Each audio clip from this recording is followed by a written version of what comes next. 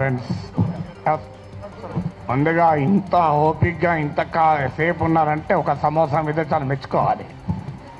So అందుకని ఎందుకు అంటే ఈ సమోసాలు 1000 కాదు 1,00,000 తిన్నా మన స్వేచ్ఛకు సమానం కాదు అది. అందువల్ల ఇక్కడ ఇప్పుడు నేను ఇంతకుముందు పృథ్వీతో కూడా అన్నాను, ఇక్కడ చాలామంది చాలా విషయాలు మాట్లాడారు.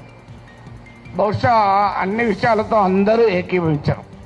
కానీ నాగరిక ప్రజాస్వామిక సమాజానికి ఉండాల్సిన లక్షణం ఏంటంటే ఏ అభిప్రాయాలు ఉన్న వాళ్ళైనా ఒక వేదిక మీద ఉండి మాట్లాడగలగాలి. అది నాగరిక సమాజానికి ఉండాల్సిన లక్షణం. సో ఇక్కడ ఉన్న వాళ్ళందరికీ ఒకటే కన్సర్న్ ఏంటంటే స్వేచ్ఛను హరించకూడదు. ఇక్కడ మాత్రం డిఫరెన్స్ ఏం లేదు కదా ఎవరికి. భావ ప్రజ్ఞా స్వేచ్ఛను హరించకూడదు.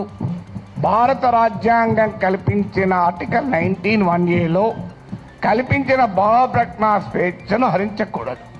హరిస్తే ఏం చేస్తారు? కేసులు పెడతారు. నేను అన్నాను అరెస్ట్ చేస్తారని భయమా సార్ అన్న. భయం ఉంటే యాంటిసిపేటరీ బెయిల్ పోతాను, పోలే కదా అన్న. ఇంతవరకు యాంటిసిపేటరీ బెయిల్ పిటిషన్ వేయలేదు, వేయను కూడా. ఎందుకంటే నవ్వుతూ అన్నా, నా జీవితంలో చాలా అనుభవాలు వచ్చాయి, అసెంబ్లీతో సహా. ఒక జైలు అనుభవం రాలే, అది కూడా పోయి చేస్తే నా ఆత్మకథ పూర్తవుతుంది ఇంకో చాప్టర్ అని చెప్పాను. సో అందువల్ల అరెస్ట్లకు భయపడే వాళ్ళం అయితే ఇక్కడ దాకా రాకనే పోయేవాళ్ళం. నేను 30 ఏళ్ల వయసులో యూనివర్సిటీలో అసిస్టెంట్ ప్రొఫెసర్గా ఉన్నప్పుడు Times of India group daily the ఇండిపెండెంట్కి ఒక ఆర్టికల్ రాశారు. అప్పుడు ముఖ్యమంత్రి నెదురుమల్లి జనార్దన్ రెడ్డి పైన glad to see him go అని రాశారు. అప్పుడు చీఫ్ మినిస్టర్ ఆఫీస్ నుంచి వైస్ ఛాన్సలర్ ఫోన్ వస్తే నన్ను పిలిపించాడు. ఏం నాగేశ్వర్, పెళ్ళై 4 ఏళ్ళు అయింది, కొడుకు పుట్టి 1 year కూడా కాలే, ఇప్పుడు మన ఈ ఉద్యోగం తీసేస్తే ఏమవుతుంది అన్నాడు. నేను తీసేయమన్నాడు సార్ మీ సీఎంను. ఒక 30 ఏళ్ళు అక్కడ ఇక్కడ ట్యూషన్లు చెప్పుకొని బతుకుతా, 30 ఏళ్ళ తర్వాత కోర్టులో సుప్రీంకోర్టుకి వెళ్ళి ఈ డబ్బులన్నీ తెచ్చుకుంటే జూబ్లీహిల్స్ ఇల్లు కట్టుకుంటా అని చెప్పాను. ఎందుకంటే నాకు అదొకటే మార్గం కనబడుతున్నా సార్, లేకపోతే లేదని చెప్పిన. అంటే అందువల్ల 30 ఏళ్ళ వయసులోనే భయపడలే, 62 ఏళ్ళ వయసులో భయపడతామా? సో అందువల్ల అది భయపడే ప్రసక్తే లేదు. అరెస్ట్ ఇంతవరకైతే మీకు ఫ్యాక్ట్స్ కూడా చెప్పాలి. ఎందుకంటే ఇక్కడ మాట్లాడిన వాళ్ళు చాలామంది బహుశా టీవీలు మిస్లీడ్ చేసిన రాంగ్ ఇన్ఫర్మేషన్తో కూడా ఉన్నట్టున్నారు. నా దగ్గరికి అరెస్ట్ చేసడానికి ఎవరైతే రాలే ఇప్పటి వరకు, రారని నేను చెప్పను, ఇప్పటి వరకు రాలేదు. హైదరాబాద్కు వచ్చారేమో తెలియదు, మా ఇంటికి రాలే. అయితే అక్కడ తెలంగాణ పోలీస్ ప్రొటెక్షన్కి వస్తే వాళ్ళ ఫోటోలు వేసి మన మీడియాలో ఆంధ్ర పోలీస్ వచ్చిందని రాశారు. ఆ వీడియోలో ఉన్న వ్యక్తి మన టోలీచెక్ సిఐ. సో అలా కూడా వచ్చాయి వార్తలు. ఆ వార్తలు కూడా ఇట్లాంటి పత్రికల్లోనే వచ్చాయి. పోనీ వీళ్ళు ఇక్కడ మనకు అర్థం కావాల్సిందంటే, ఒకటి రాజ్యం ప్రభుత్వమే నేరుగా కేసులు పెట్టింది. ఏంటా కేసులు? కులచిచ్చు పెట్టానట. నేను నా మాటలో ఎక్కడ కులమన్న పదమే లేదు, కులచిచ్చు పెట్టాను. పవన్ కళ్యాణ్ మాటల్లో కూడా చెప్పాడు కులం అని. అసలు నేను ఎక్కడ కులం తీసానో నాకు ఇప్పటికీ అర్థం కాలే. ఇప్పుడు ఒక అంశం వచ్చినప్పుడు అనేక మంది భిన్నమైన అభిప్రాయాలు ఉన్నవారు ఆ అంశాన్ని వరకు సమర్థిస్తుంటారు.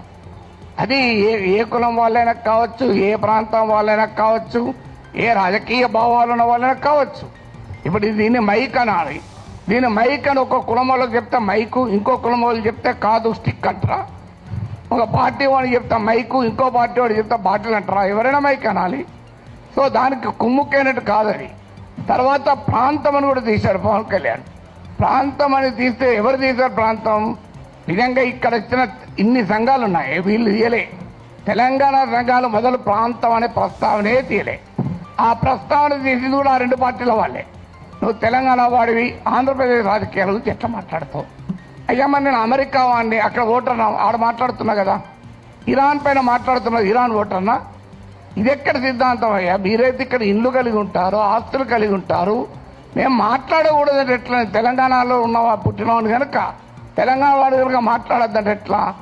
అంటే కులం తీసింది మీరు, ప్రాంతం తీసింది మీరు, మళ్ళీ మమ్మల్ని కులము ప్రాంతం తీశారంటున్నారు. ఎంత ఆశ్చర్యం చూడండి. ఇక అది కులం చిచ్చు పెట్టారని కేసు పెట్టారు. అక్కడ కులం ప్రస్తావన కూడా చేయలేదు నేను.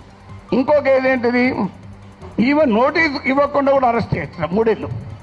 ఏంటంటే అదంటే అల్లర్లు సృష్టించేదానికి పనిచేశారట. నేను ఇప్పుడు ఈ ఇన్సిడెంట్ జరిగి 10 రోజులు అయింది. ఎక్కడ అల్లర్లు అయింది? 2 దోమలు కూడా ఎవరు చంపలే, 4 ఈగలు కూడా చంపలే. అల్లర్లు ఎక్కడే?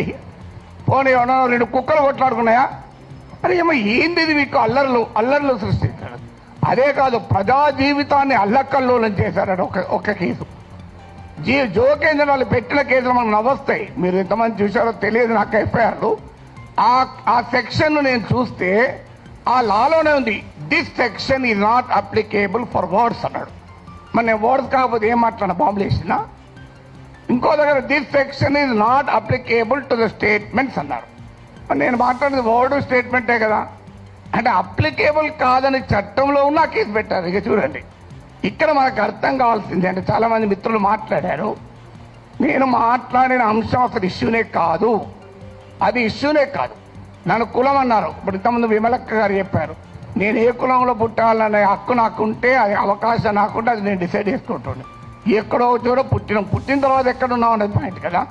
చిన్నప్పటి నుంచి అణగారిన కులాల కొరకే పనిచేస్తాను తప్ప అణగారిన జాతుల కొరకు వర్గాల కొరకే మాట్లాడాను. ఇక్కడ కాదు, ప్రపంచంలో ఎక్కడ అణిచివేతుంటే అక్కడ మాట్లాడాం. ఇక్కడ కాదు, ఏ వెనుజులాలో నా కులం ఉందా, నా ప్రాంతం ఉందా, వెనుజులాలో అణచివేత గురించి, క్యూబాలో అణచివేత గురించి మాట్లాడాం, కొలంబియాలో మాట్లాడాం. అక్కడ ఎవరి కులాలు ఉన్నాయి, ఎవరు ఏమున్నాయో మాకు. సో ఎక్కడ అణచివేత ఉంటుంటే అక్కడ మాట్లాడతాం. సో అందువల్ల ఇక్కడ అసలు విషయం ఏంటి అంటే, ఇంతకుముందు చెప్పారు మన మిత్రుడు రఘు చెప్పాడు, అసలు విషయం ఈ ఇష్యూనే కాదు. ఇష్యూ ఏంటి, ఆంధ్రప్రదేశ్కు విశాఖపట్నానికి రైల్వే జోన్ ఇచ్చాడు. ఆ ఇచ్చినట్టే ఇచ్చి ఆదాయం వచ్చే కిరండాల్ కోరాపుట్ లైన్ తీసేసి ఇచ్చారు. ఆ లైన్ను ఒరిస్సాకు పంపించారు. ఆంధ్రప్రదేశ్లో ఒక్క రాజకీయ పార్టీ అడగదు. నా పైన గంట సేపు డిబేట్ పెట్టే టీవీ ఛానల్ కూడా అడగవు. విచిత్రం ఏంటంటే, అయ్యా మరి ఈ రైల్వే జోన్ ఇచ్చారు, ఆదాయాన్ని ఇచ్చేదాన్ని తీసుకెళ్ళి ఒరిస్సాలో కలిపారు, ఇది అన్యాయం కదా అని ఒక్కరు అడగలే. నాగేశ్వర్ పైన 1 అవర్ డిబేట్ పెట్టిన వాళ్ళకు ఆంధ్రప్రదేశ్ ప్రజల కోసం అవసరమైన ఈ ఒక్క టాపిక్ మీద ఎందుకు డిబేట్ పెట్టరు? ఆన్సర్ లేదు. ఇక మీకు మచిలీపట్నం పామర్రు ప్రాంతంలో మీకు విలువైనటువంటి ఆయిల్ అండ్ గ్యాస్ నిక్షేపాల్ని ఓఎన్జీసీ కనుగొంటే అత్యంత చరిత్ర జరిగిన దుర్మార్గ చరిత్ర గల వేదాంతకి ఇచ్చేశారు. తూత్కుడిలో ప్రజల్ని చంపినటువంటి వేదాంతకి ఇచ్చారు.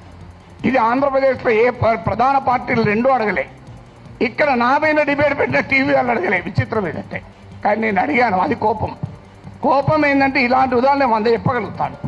అందువల్ల పబ్లిక్ గా క్వశ్చన్ చేయకూడదు.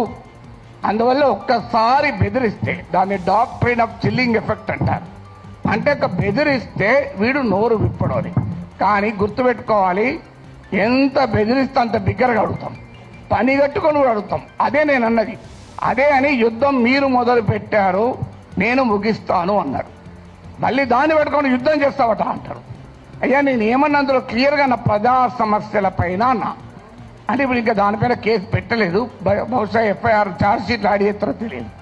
కానీ ఒక్కటి మాత్రం మళ్ళీ చెప్తున్నాను, మీరు అరెస్ట్ చేసుకుంటారా, కేసులు విత్డ్రా చేస్తారా, చెయ్యరా, అది మీ ఇష్టం. మేము మాత్రం మాట్లాడుతూనే ఉంటాం.